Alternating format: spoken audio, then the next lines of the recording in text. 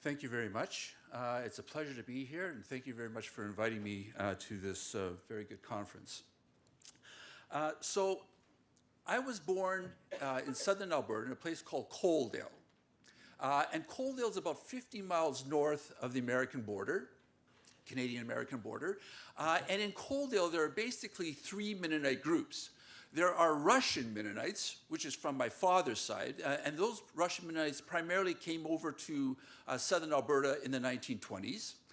There are also Polish Mennonites, and a lot of those Mennonites or Polish background came over after World War II, and that's on my mother's side.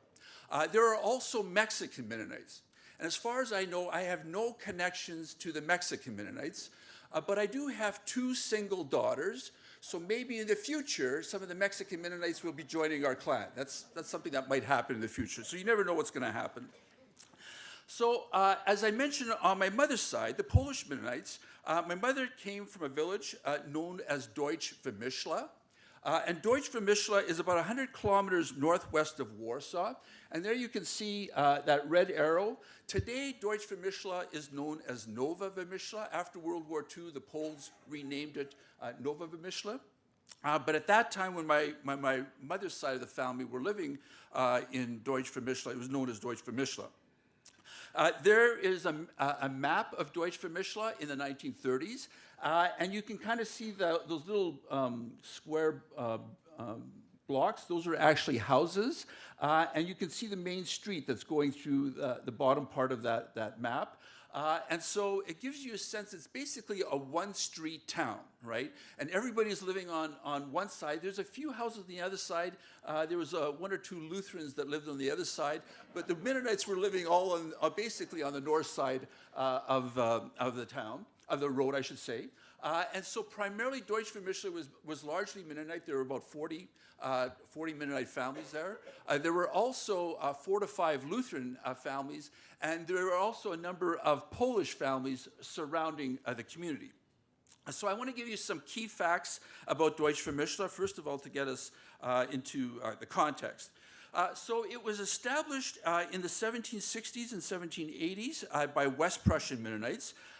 And most of the villagers were small-scale farmers who spoke German. By the 1930s, there was a number of commercial enterprises, but they're really quite small. In fact, my great-grandfather ran most of them. He had a small oilseed mill. He had a small flour mill and a small lumber mill. But there was a few other things. There was also a store there. It was largely a farming community. And initially, the village was Mennoniten Gemeinde, Mennonite church. But by the 1920s, the MBs took over and controlled the community. There was still some general conference on Mennonite Gemeinde, but largely MBs. I don't want to badmouth the MBs, but the MBs have this way sometimes of just taking over, and that certainly was the case here in Deutsch-Wymischla. They just kind of eventually took over, and they also took over the church, too. The church was originally Mennonite Gemeinde, and the MBs took over the church. So the population ranged from about 250 to 400 inhabitants, depending on the time period that you're looking at. And in their business activities, Mennonites engaged with local Poles, Jews from a place called Gabin. The Jews and the Mennonites often called it Gabin. The Poles called it Gabin. There were also ethnic Germans, mostly Lutherans, and there were also Roma, or gypsies. My grandfather often talked about that the gypsies would often come through in the summer. They would spend a couple of months there, and so there was an interaction. And it's I guess when you're looking back at this period of time, there's always these kind of idealized interpretations of what happened. But my grandparents said that they had largely a very good relationship with the Roma. They had largely a very good relationship with the Jews. They interacted with the Jews. There was, of course, Jews living in that area. And so there was all kinds of opportunities for interactions, especially business interactions. Not so much social interaction, but business interactions. So most of my relatives, as I said before, left Deutsch-Wymischla after the war between 1945 and 1950. So in the 1990s and early 2000s, I took my mother and one of my aunts and also some of my cousins to Deutsch-Wymischla to look at the community. And this is what the community looked like in the 1990s. Also at that time, I started getting interested in actually interviewing them. And I started off with my grandparents and my mother, and eventually I interviewed extended family members and also non-kind of direct family members from Deutsch Vermischler. Altogether, probably 12 to 15 interviews that I conducted, and that was in the 1990s and early 2000s. So that gives you a sense of what the village looked like. This is the former Mennonite Gemeinde, the general conference church that was taken over by the MBs, and it was known as the MB Church. And this is the extent of the commercial enterprises. That was my great-grandfather's sawmill. That was part of his oil mill and flour mill, and that was his house. And that was on the far end of the village. Now, the largest town near Deutsch Vermischler, as I mentioned before, is Gabin, or Gabin, Poland. And I just want to give you some key facts about Gabin because it's important that you know what this place is all about. It's located about 7 kilometers south of Deutsch Vermischler.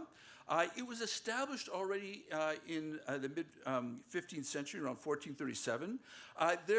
Gabin had Polish and ethnic Germans living there, but almost half of the population was Jewish. And so the Jewish population was basically the population that dominated much of the commercial activity. In 1921, the total population of Gabin was about 5,777, of which about 2,560 were Jews. And as I mentioned, Gabin was very much the center of economic life in the area. And Deutsch Vermischler residents often went to Gabin. That was the larger town, that they often traveled there to conduct their business, sold their goods. And there were also Jews, typically peddlers and itinerant commercial Jewish business people that sometimes came to Deutsch Vermischler to conduct trade.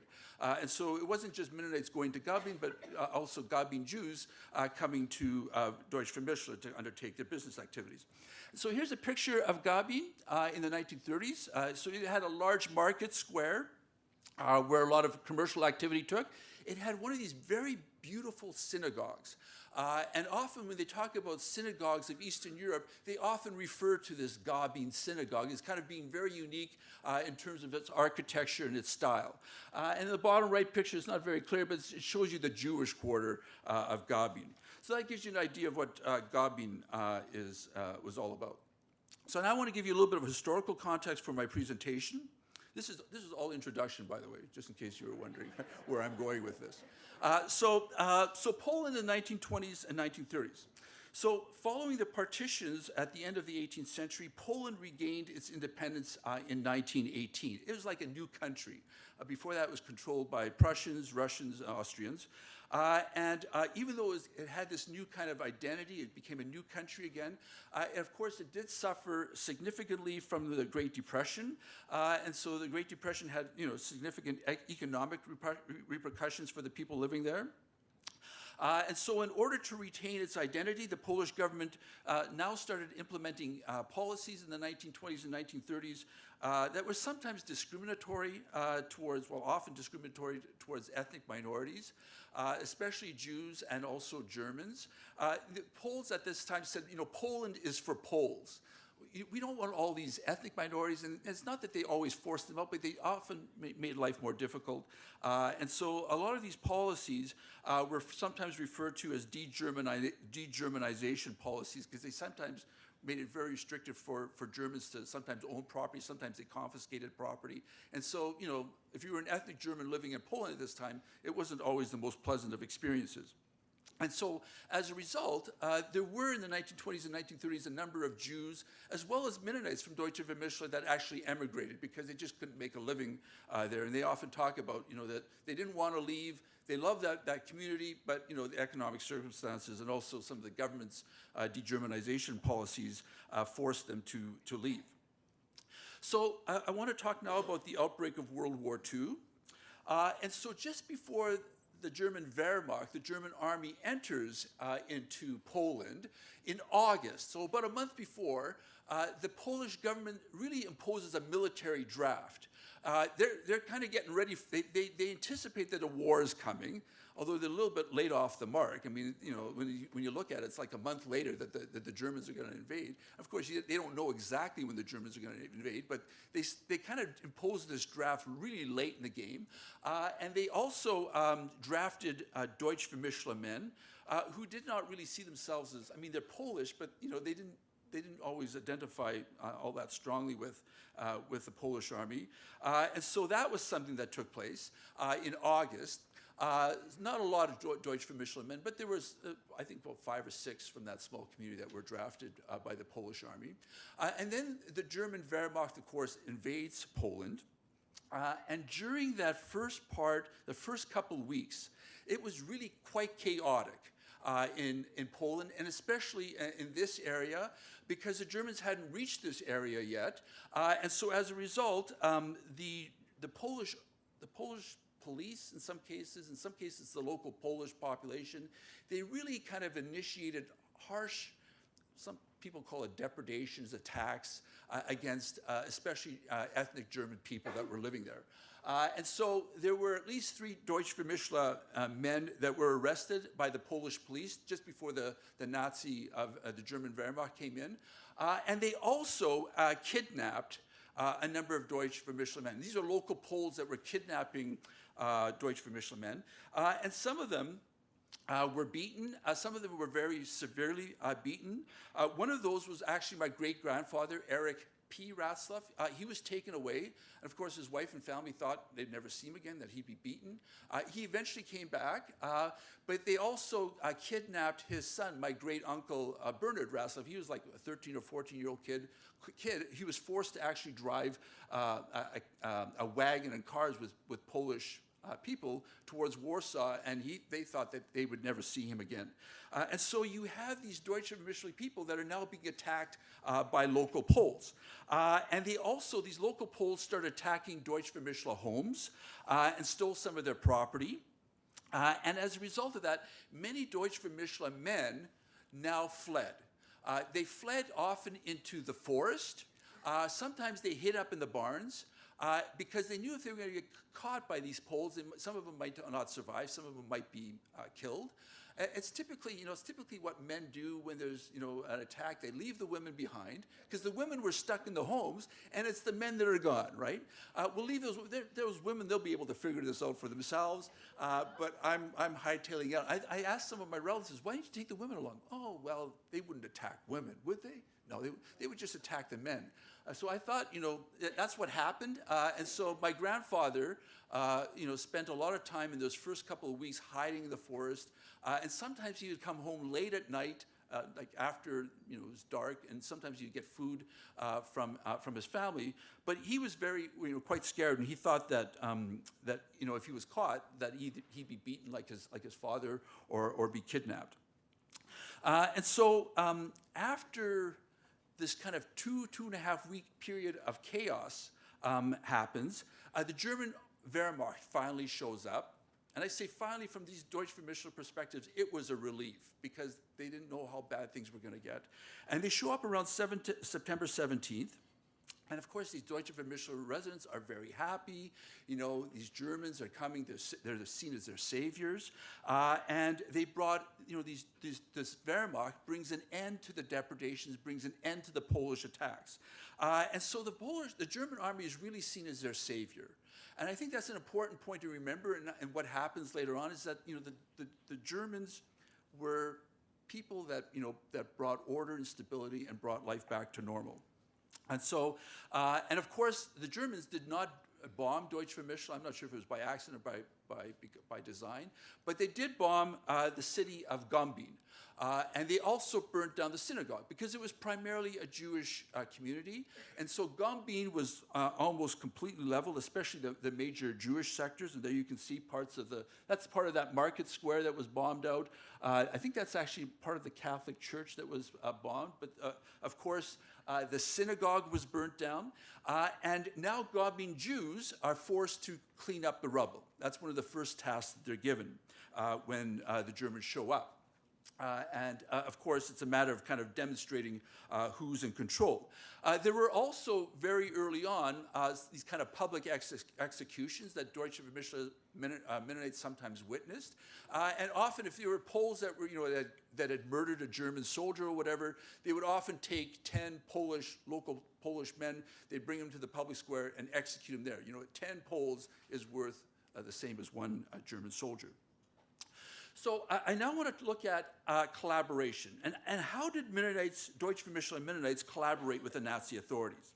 And collaboration at this point is really not a black and white affair. Rather, there's really a spectrum of collaborative activities. I describe it as 50 shades of collaborative activities. And I'm only going to identify 9, but really, it's really kind of a spectrum. And I'm not trying to, we don't have enough time to go through all of them, but I want to kind of cover the main 9 types of collaborations that I got. And I got this information not only from my interviews, but also from some of the sources, some of the written records that these Deutsche Mennonite left behind. Now, I just want to see if, did I pass? Sorry about this. I forgot to mention this fellow here. This is kind of important. So this fellow here is he's probably the most famous person from Deutsche Mennonite. His name is Erich L. Ratzlaff. He was a school teacher, but when he comes to Canada, later on becomes an author, writes a very important book about Deutsche Mennonite in Weißelbogen. He was also the editor of Die Mennonitische Rundschau from 1967 to 1979. So for about 22 years, he was the editor of the Rundschau. I apologize for not pointing that out, but I'm so busy looking at my notes that I forgot to mention that. But it's important that you know something about Mr. Erich L. Ratzlaff. Okay, so I'll just quickly go through this here.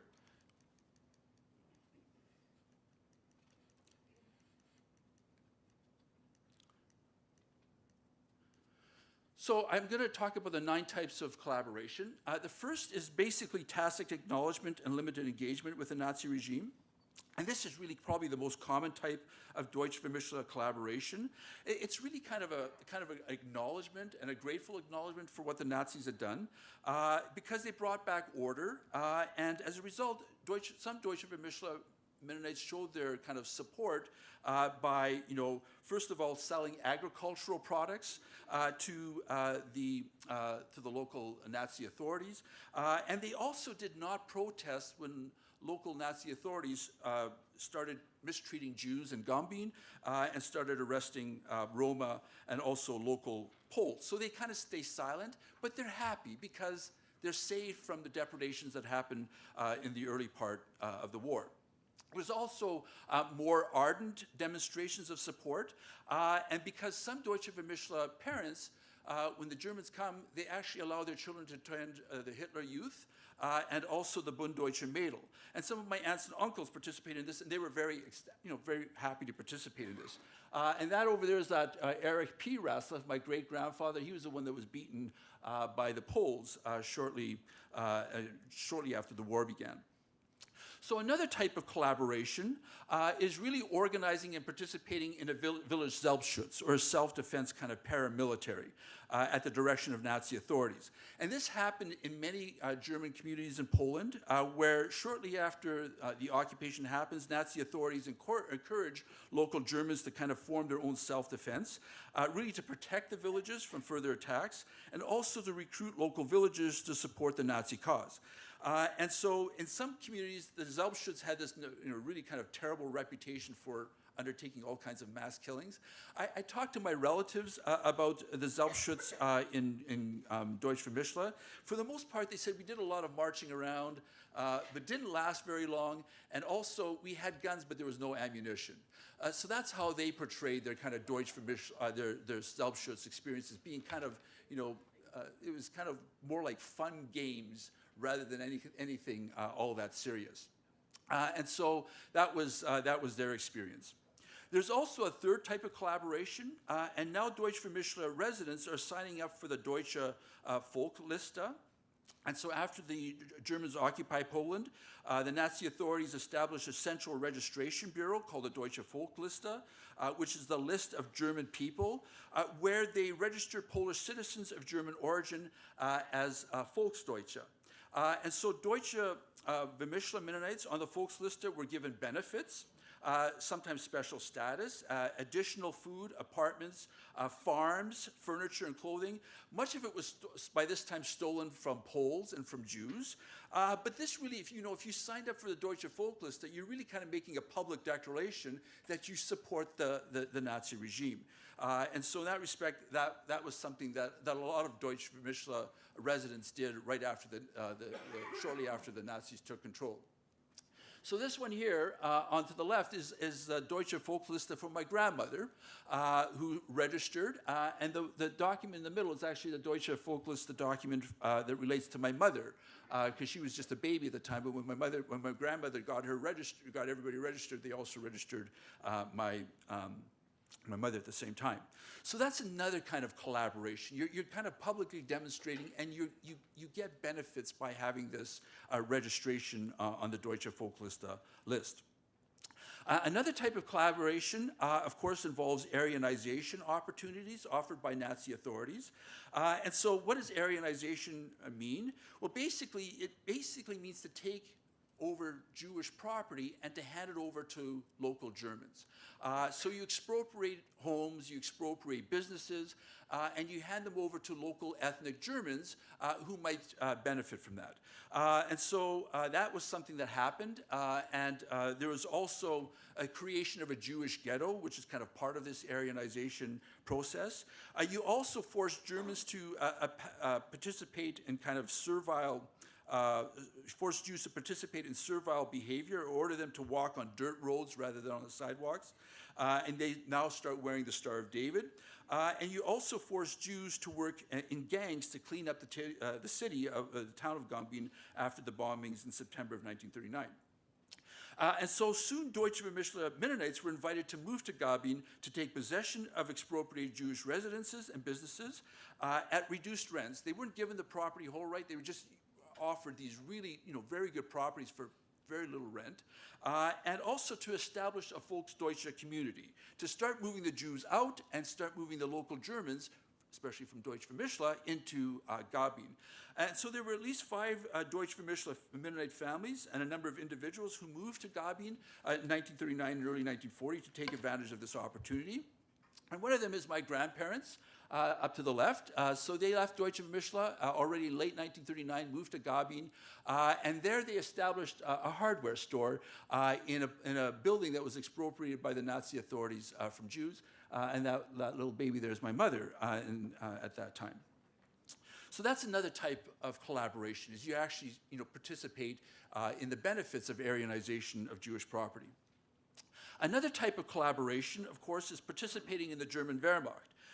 And because, the Germans had occupied this region, they now need more and more soldiers to help them with the military campaign, especially as they start planning to invade Soviet Russia.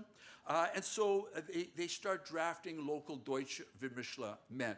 And many Deutsche Mischle men did not really oppose any of this.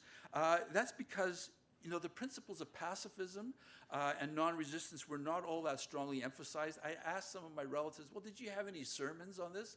Not really. It wasn't something that was, advocated from the pulpit. And so a lot of younger men did not strongly identify with principles of pacifism and non-resistance. And it's also this obligation to help the army that saved you from the Polish attacks. And so you start seeing more and more Deutsche Mischle men be conscripted. There's my grandfather. He just took over this hardware store, and shortly thereafter, he's now conscripted. So it's now my grandmother that has to run the hardware store, because my grandfather is now going to have to serve in the German Wehrmacht. And these people here, most of these people are my relatives, and they wear their uniforms with pride, right? Maybe for some of them it's the first time they had a brand new suit. I don't know, but they wear them with pride. And often in their pictures, they're not kind of reticent about what they're doing. They show kind of a pride that you don't always see in some of the other pictures. So you have this another level of collaboration where you have Deutsche Vermischler men now participating in that. You also have intimate relationships with the Nazi regime. And of course, Deutsche Vermischler women start falling in love with non-Mennonite and Mennonite soldiers in the German Wehrmacht. And the results, of course, is you start producing children. And so as a result, you start having these families being developed. You have military weddings taking place in the Mennonite Brethren Church. And a lot of these people are my relatives. And they really enjoyed these kind of military weddings. There's something that they took pride in, is having this military wedding in the Mennonite Brethren Church. And the church really didn't oppose it. They showed support for this. And in doing so, the church really supports the regime directly and indirectly. And of course, you start having these families that are growing up. And of course, that really ties those families and their extended families to the regime. Because, you know, even if you were not a married person, but you had a sister or brother that was married to someone, or a brother that was married to someone that was in the Wehrmacht, well, you start identifying with that, even though you don't agree with it. But because my sister is now married to a German soldier, well, that means I should be supporting that person. And so you have this kind of collaboration taking place. Another type of collaboration is applying for government administrative positions in Gabin. And so there were a number of Mennonites who, after the Jewish kind of depredations had happened, the attacks against Jews, they actually moved, and they knew about these attacks against the Jews. They moved from Deutsche Vermischler to work in Gabin. And one of those persons is Gustav P. Ratzlaff. He was the youth minister, a very important person in the church. He moves in late 1940, early 1941, to Gabin. And so he's a youth minister, he's a church minister, and he moves to Gabin knowing that Jews are being rounded up, that Jews are losing their property, that this is all going on. But he does so because, you know, it's a good job, you know, and so he kind of deliberately moves into that environment knowing that all of this stuff is happening with the Jews. And so there's this kind of, you know, conscientious attempt that I'm going to take this job even though I know all of these things are happening to the Jews. He was also a member of the Gabin Fire Brigade, which often practiced on Sunday mornings. I'm not sure if that was his idea or somebody else's idea, but as a result, he couldn't lead the church services in Deutsche Vermischler because he was often doing this extra fire brigade work.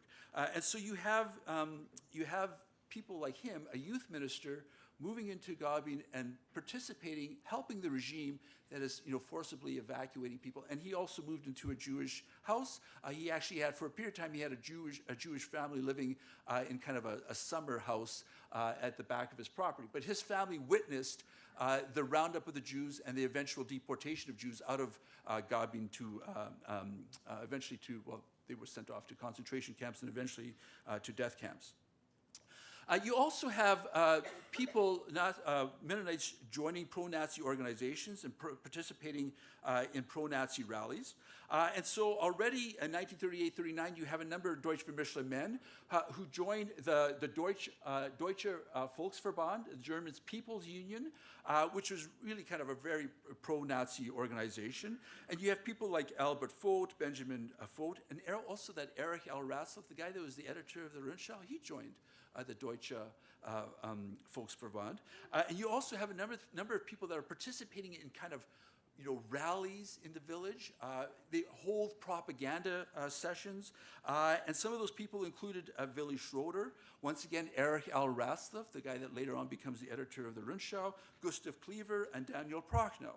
And here's a picture.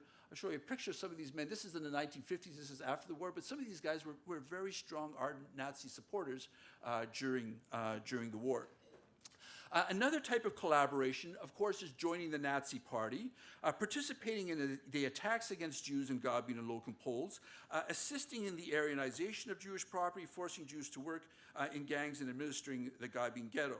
And two people who really kind of got involved in the dirt of what was going on in the village was a fellow by the name of Albert Vogt.